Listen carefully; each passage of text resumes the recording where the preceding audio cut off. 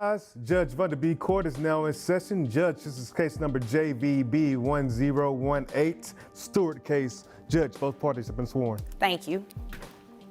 You all may be seated. All right, folks, grab your popcorn and your parenting plans, because today we're diving into a courtroom clash that's got co-parenting, private school, and child support all on the docket. Let's see how this parental ping-pong match plays out. Okay, Miss Stewart. Ms., I kept the father's last name for our son. Oh, okay. You brought this case before the court. What's going on? We were married, got a divorce a couple of years back. The last 6 years of our son's life, our son's 6, have been not easy, but between us, we're pretty... Interesting setup here. Amicable exes trying to navigate education costs. But let's be real. Amicable tends to evaporate when the word money hits the table. And private school? That's not just tuition. It's a whole new level of negotiation warfare. Amicable. We get along in a lot of decisions we make together for our son. We're coming into this new decision here soon of what our son's going to go into for school and different programs. He has been paying child support, but the dues that are going to come up with school are going to be more.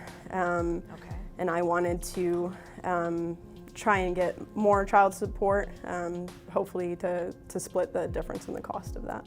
Okay, how much is he paying you right now in child support? $430.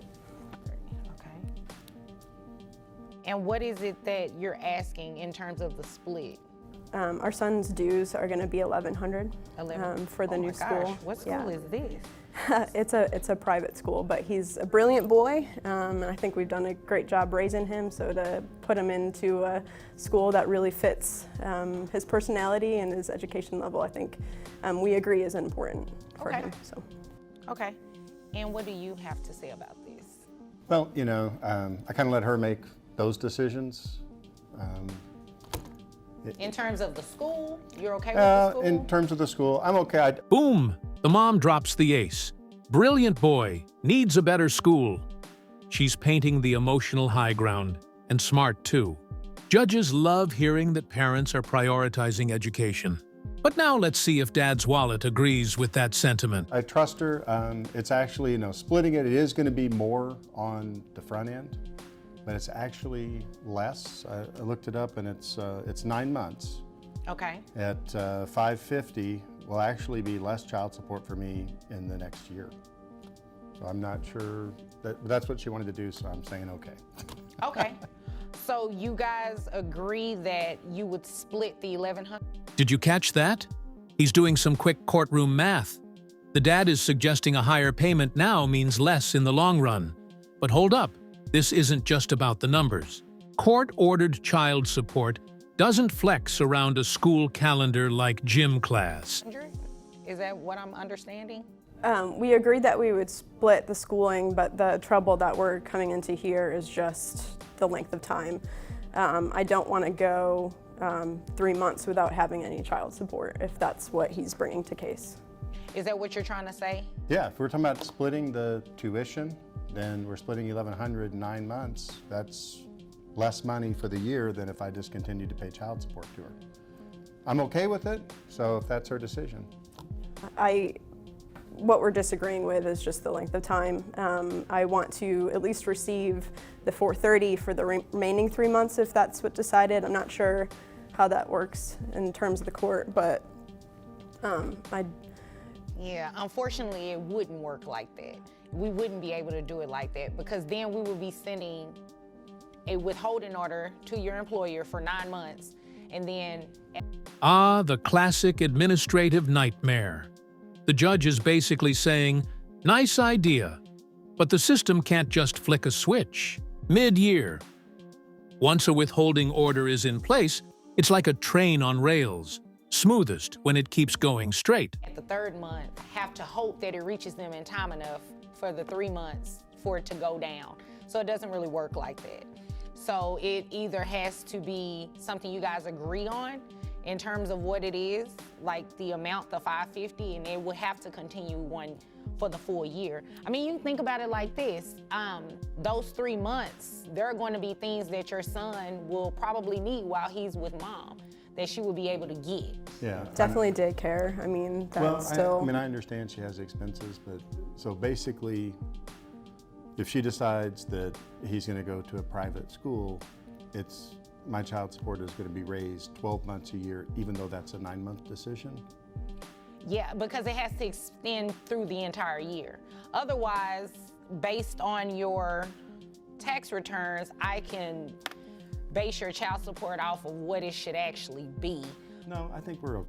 Oof, Dad's realizing that agreeing to private school means child support goes up all year, even if the school's only for 9 months. That's the catch with court math. It loves round numbers and hates seasonal logic. Oh, okay. I was gonna say because What would that look like? well, if we did it based off of your tax returns again and your W-2, you make $62,500 a year, correct? Yes, ma'am. Okay, so health insurance. Who carries health insurance? We split it. Okay, good. You guys, double insured. That's very good. That's very good. So if we did your gross, how much do you pay in health insurance for the child? I pay, mine is like $60. $60 a month is all on. Okay. So giving you credit for the $60, that'll bring your gross down. Let me see. Minus the $60, that will bring your gross to about, let's say $5,100, net at $4,156.64. How many children do you have? I have 2 other children. That are under the age of 18? Yes. Okay. So that would be 16%. Yeah, your child support would be about $665.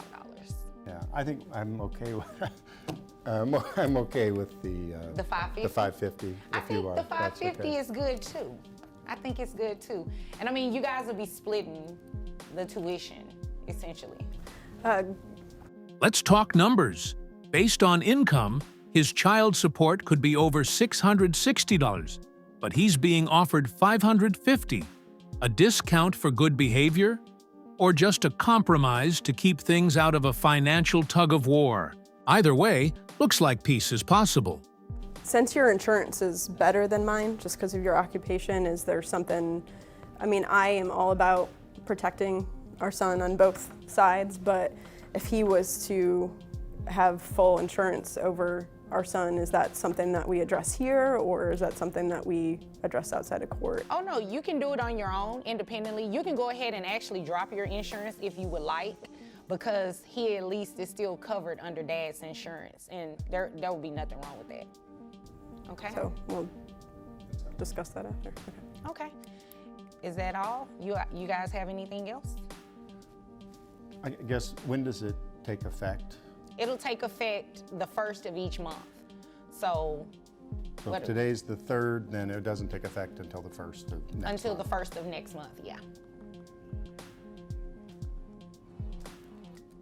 Okay? All right. If there's nothing further, you all are dismissed.